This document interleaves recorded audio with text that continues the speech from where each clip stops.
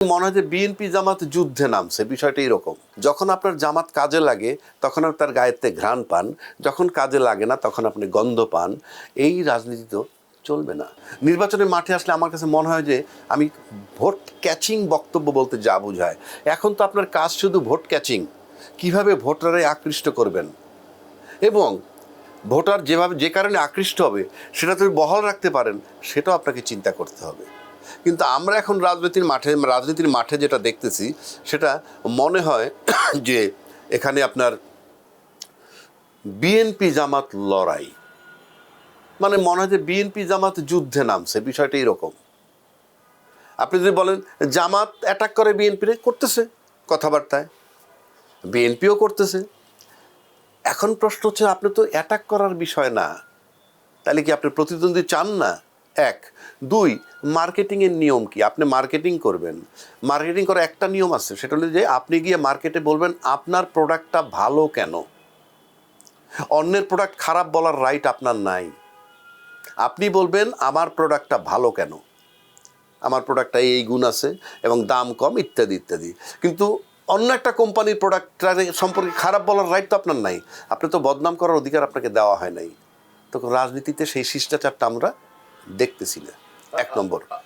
দুই নম্বর, আরেকটা জায়গায় আমি আসি। আমরা দেখতেছি যে ইদানিং একটা মারাত্মক ব্যাপার চলতেছে, সেটা হলো জামাত যুদ্ধ অপরাধী। আমি জামাত যুদ্ধ অপরাধী, স্বাধীনতা বিরোধী শক্তি, আমি তর্কের খাতিরে আমি মেনে নিলাম। ফ্রম ডে ওয়ান তারা যুদ্ধ অপরাধী, স্বাধীনতা বিরোধী শক্তি, ফাইন।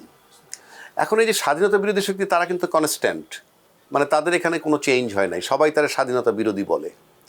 কিন্তু মুক্তিযুদ্ধের পক্ষের শক্তি যারা দাবি করে তারা কিন্তু সময়ে সময়ে চেঞ্জ হইতেছে।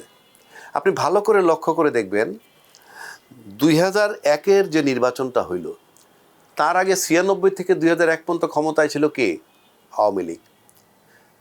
তারপরে যখন নির্বাচনের টাইম আসলো তখন কিন্তু বিএনপি আর জামাত জোট হলো, জোট হইয়া কিন্তু আওয়ামী লীগরে পরাজিত করলো। আওয়ামী লীগটা কে? স্বাধীনতার পক্ষের শক্তি।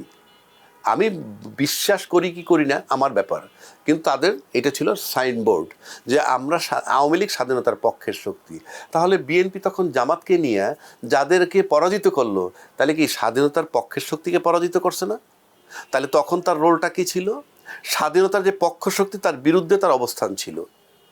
আজকের বিএনপি যে কথাটা বলতেছে, তাহলে 2001 সালের নির্বাচনের সময় বিএনপির রোল ছিল জামাতকে সাথে নিয়ে স্বাধীনতার পক্ষ শক্তির বিরুদ্ধে অবস্থান নিয়ে তাকে পরাজিত কইরা স্বাধীনতা বিরোধী শক্তির থেকে মানে মন্ত্রী বানাইছে। তাহলে তো আপনার স্ট্যান্ড তখন স্বাধীনতার পক্ষের শক্তির বিপক্ষে ছিল। আজকে আবার এসে লক্ষ্য করেন জিনিসটা, আজকে আবার এসে আপনি কি বলছেন? আপনি স্বাধীনতার পক্ষের শক্তি এবং জামাত স্বাধীনতার বিপক্ষের শক্তি। তাহলে আপনার ডাবল স্ট্যান্ডার্ড হইল না? আপনি তো 2001 সালে মুক্তিযুদ্ধের সপক্ষের শক্তি আওয়ামী লীগের বিরুদ্ধে অবস্থান নিয়েছিলেন, আজকে তাহলে সেটা উল্টা হলো। এই যে ডাবল স্ট্যান্ডার্ড কেন? জামাত তো সবসময় স্বাধীনতার বিরুদ্ধে শক্তি, তার স্ট্যান্ডের পরিবর্তন নাই, আপনাদের স্ট্যান্ডের পরিবর্তন। যখন আপনার জামাত কাজে লাগে তখন আপনি তার গায়েতে ঘ্রাণ পান, যখন কাজে লাগে না তখন আপনি গন্ধ পান। এই রাজনীতি তো চলবে না।